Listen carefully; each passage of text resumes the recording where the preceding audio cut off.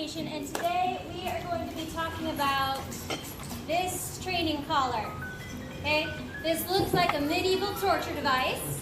It's called a prong collar. Some people call it a pinch collar. But before we actually get to what this does, we're going to be looking at some of the other collars that you would typically be putting on your dogs and the functions that they would have.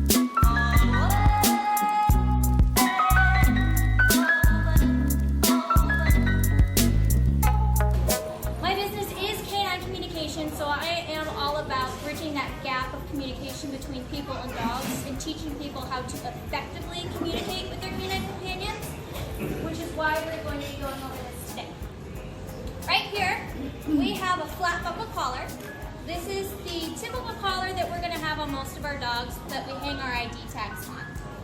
What this collar does is, has anyone ever seen those dogs that are out walking on a collar and they are just completely choking themselves and gagging? Yeah. Of course. Yep. That's because of the way that this actually communicates the pressure to a dog. So when this is on a dog, on their neck, it's putting all of the pressure on a dog's trachea. And it engages something that's called an opposition reflex, which is just a fancy way of saying when a dog feels a pull, it makes them want to pull harder as opposed to giving in to the pressure. Opposition reflex in and of itself is not a bad thing. There are good ways to utilize this. Think sled dogs, think protection dogs, right? Because when you have more tension, it creates more tension, which gears dogs up to want to keep pulling. This is how we would encourage a biting dog, is to have tension on a leash to engage the opposition reflex so that they get more amped up with the tension so that they want to go out and bite something. That would be a constructive way to be using this. Another great way to use opposition reflex is if you're teaching a dog to pull, say you want a dog to pull you up a hill on a hike, or a lot of the time this is utilized for tracking. You'll put a vest on a dog and you want them to track, so then they actually pull. There are reasons we teach dogs to pull, but for the most part, most owners don't want their dogs pulling. And this can actually be very damaging because when dogs pull and they don't realize giving into the pressure is what's going to release it, you get dogs that completely choke themselves out, they can pass out, they can collapse their trachea. It's very damaging and it does not communicate. So flat buckle collars are great for holding ID tags on. Oh. And that's about it. Wow. You can use them with a prong collar, which I will get to a little bit later. There's a safety mechanism that I use with a carabiner. But for now, we'll go ahead and move on to our martingales. Okay, so the martingale collar is a lot like a flat buckle collar, except it has this piece of fabric here which pulls to tighten a little bit. So just like a normal flat buckle collar, except when a dog is pulling, it can constrict a little bit more. It does the exact same thing as far as communicating goes. It does put the pressure on the trachea and engages the dog to be able to pull more. What is that term called again when you pull and they... It's called an opposition reflex. So kind of think of it in human behavior, it would be like if someone told you to clean your room as a kid, what do you automatically not want to do now? Clean your room. Okay, that's kind of behaviorally, it's not the same thing, but it's sort of the same because we're pulling, and instead of giving into the pressure, it just makes them want to pull harder. This is what's called a choke chain. It's a lot like a slip lead. I don't have a slip lead with me today, but a slip lead is kind of like a fabric one of these. The way that this is used is when you thread it through and it puts around the dog's neck, it can constrict like so. It does what it says. It's a choke collar. It is a choke chain. It does the same thing as the others mentioned before. So, and again, it engages that reflex that we don't want when we're walking our dogs on a leash.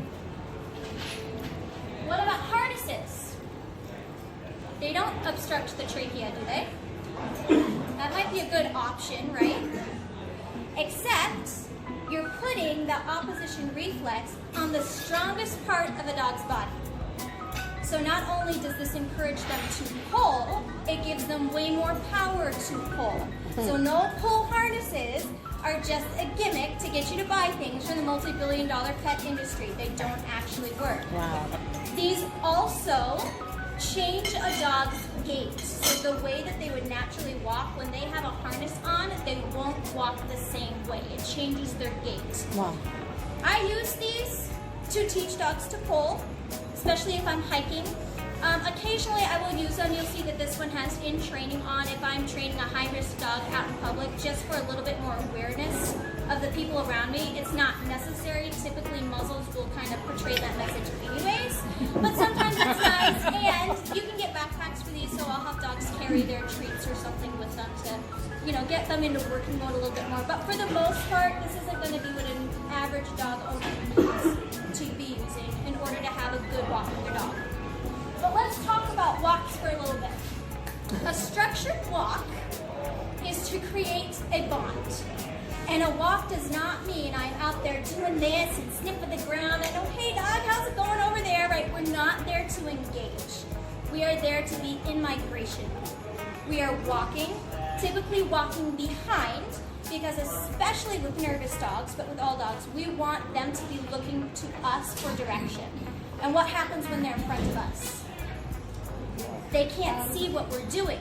Dogs primarily communicate with body language. So even if we're talking and saying something to them, if they're up here, they don't see what's going on. We want them to be in follow mode, paying attention to the handler, not out here. Structured walks are really good for building your relationship.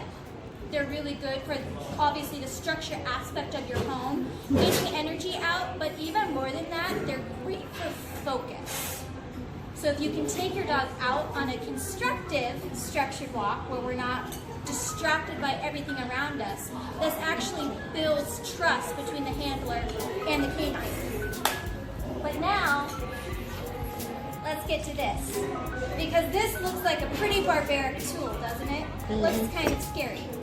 The way that this communicates, however, is very different than the other mentioned collars.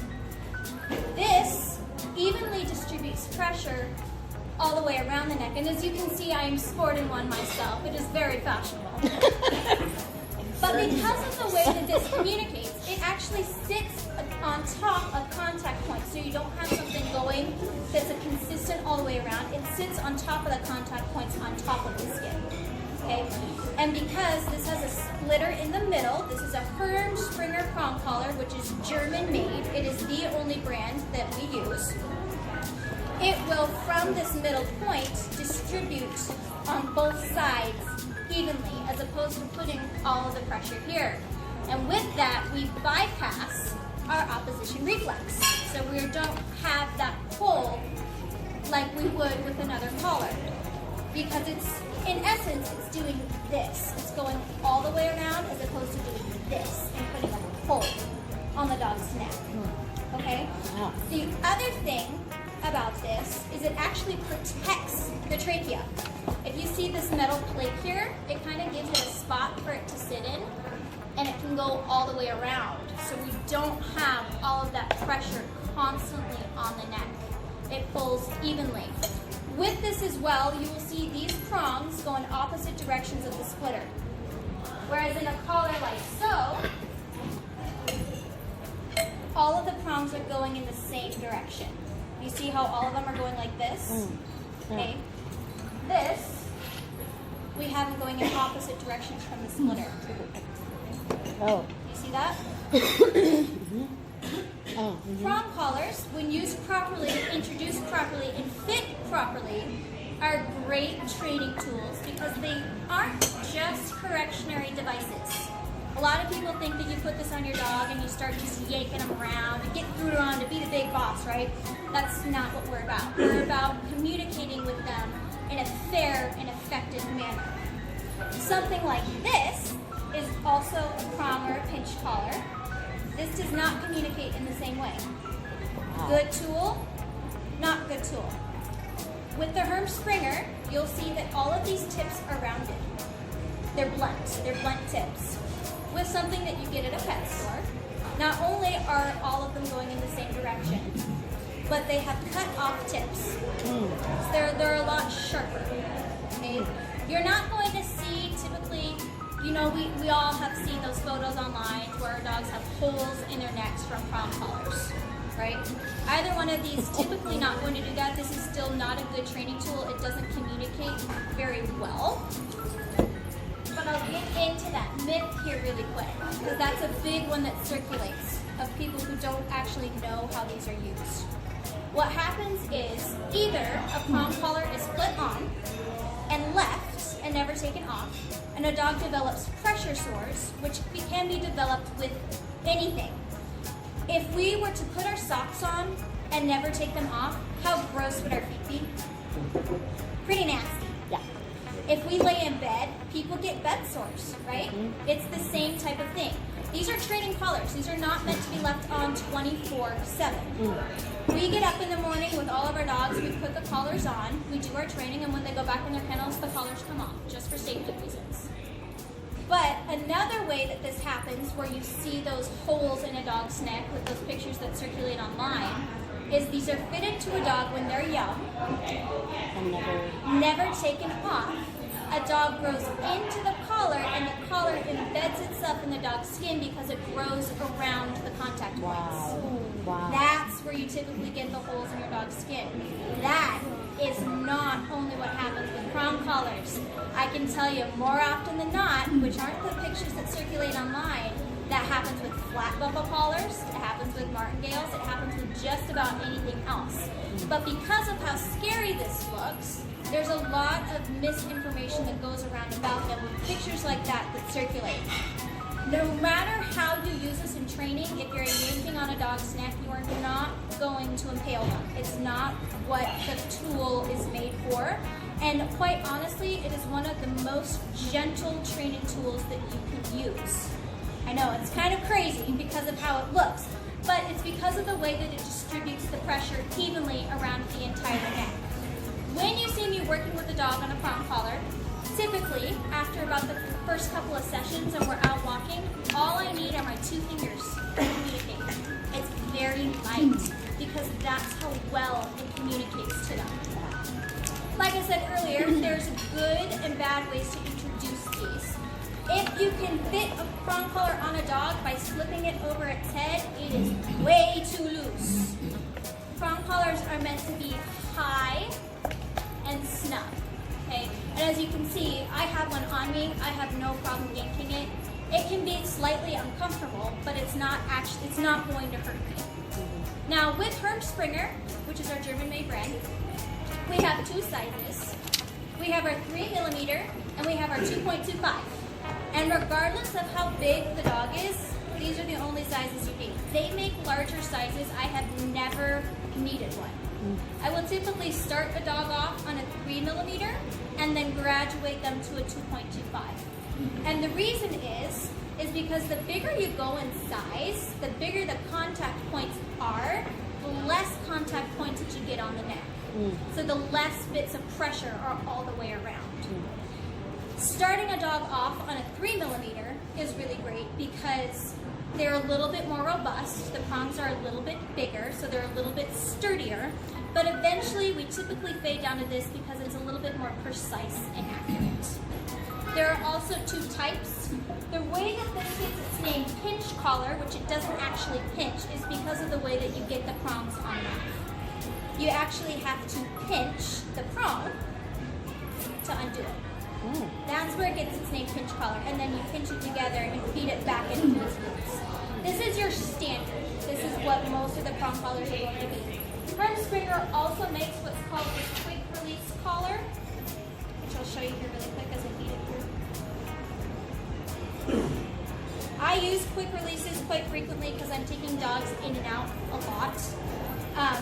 But you do have one more area of weakness if you're working with a high-risk dog. Just something to keep in mind. But the quick release has a clamp on it that if you clip the clamp, it'll fall off. Now, part of the safety, as I was mentioning earlier with our flat buckle, is if you are working with a high-intensity dog, you'll put the prong collar on first, highest part of the head, and then you will put the flat buckle collar on, take a carabiner. So Floki's going to help us in a little demo here with what I was saying earlier. What I really meant was the prong goes on first in relation to what's at the top of the head. Our flat buckles, actually, for putting them on, that one goes on first. We just want to make sure that the prong is high and tight. And see how high this is? And it's pretty snug. That's what our collar looks like. Now, if we look at the mechanics here on the back, we've got our dead ring that's attached via the carabiner to our flat buckle collar. And then the swivel ring is what we have our leash on. So this is what it looks like. The swivel ring is what you would attach a leash to, and then you have your dead ring that sits here.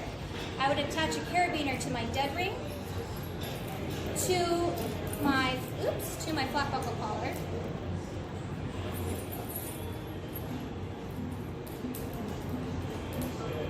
All of the things. This is a lot easier to do on actual dogs.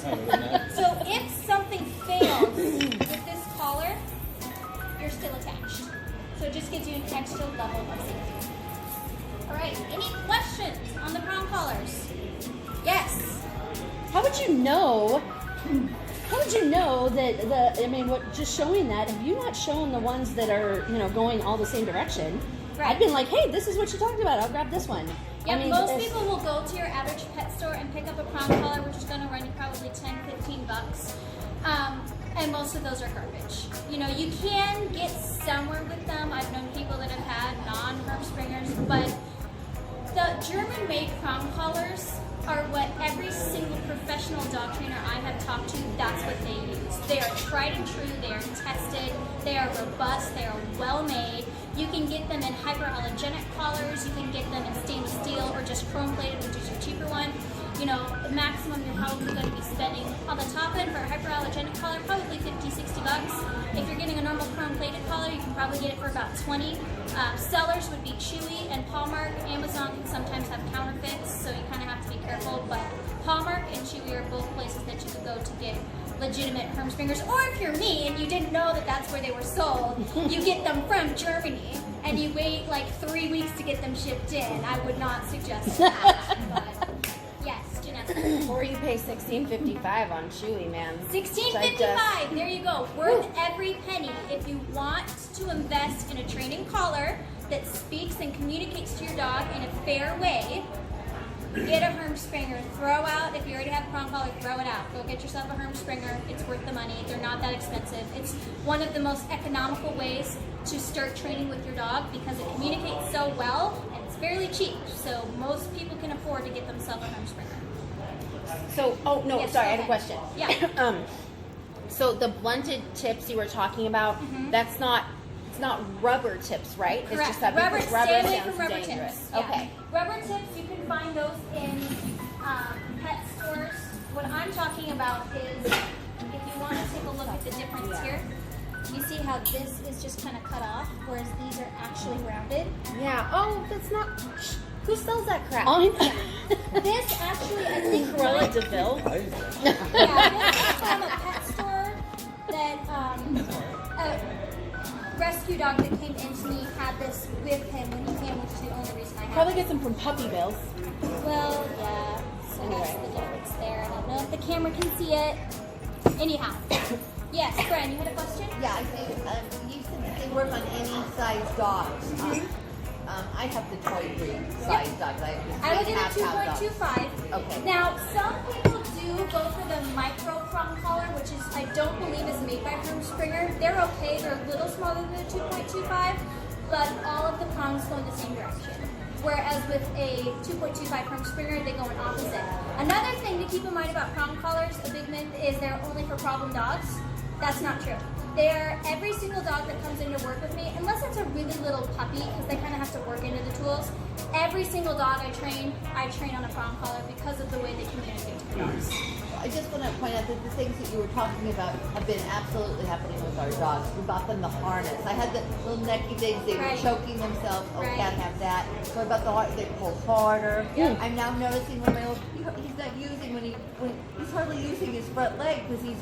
So I'm not sure what they're like animals, but I think not the choke, but the pit. The prong collar. Prong collar Yeah. would be a really good training Yeah. tool for And there are those good little ways guys. to introduce it because you have to teach a dog how to be able to alleviate the pressure. Yes. Otherwise, they're just going to freak out that it's on. You can't just put it on and go. No, There's a yes. process that has to be taught, Okay. but in all, You know, the pet industry makes all of these products because we as consumers are looking for the next best thing. And something like a prong collar is very controversial. That's why the internet is constantly swarmed with pictures of this. I and my training business, we are huge advocates of these because we have seen how well they work, even with the most mild dogs to the craziest dogs that you can imagine. These still communicate with both types of dogs. There's just a lot of filler training tools out there that don't actually do anything for the owner or the dog. So the prong stuff actually goes to the back of the head or the front of the Yes. head? So this is where you would attach your leash. This would go on the back of the head. Oh, so the And prongs it are on would the be back. up high and tight right up here so that you barely have to use any pressure to communicate. Ah, okay. And then this would Oh, hi, it's me again. I just wanted to make something clear right off the bat, as we did say during the presentation that you need very slight movement in order to get information through. And while that's true, I just wanted to make sure it was clear that we are not at all against using punishment with a prong collar. I said in the video they are not just correctionary devices. Correction, however, is a form of information. They are informational devices, and I have nothing against using them in a proper way in order to apply a proper punisher or get more firm information through. Most of what we do, you don't need to be using a ton of pressure with. Even when we're doing leash work, you know, pressure on and pressure off. It's not like you're strangling a dog, and it's not like you're yanking them back and forth which way or the other, but there is a time and a place for a proper punisher to be applied with the prong collar, and we are not against doing that. I just want to make sure that that was clear coming through, because it's not realistic to just be able to put a prong collar on and say that we're going to be able to use 2 fingers and everything is going to be fine in D&D. A lot of the time, prong collars are used in a correctionary fashion. It's just you have the ability to use them with very subtle pressure after a dog has made progress with the prong in order to be able to whisper information to them. But you also have the ability to shout information if you need to, and that just needed to be clarified. So go towards the top. Awesome. All right. Awesome. All right, that's all I got for you. That's Right on. no more time for questions? We're out of time. It's about a 30 seconds though. They're really important. Talk to her later. I'll get you later. Awesome. Great job.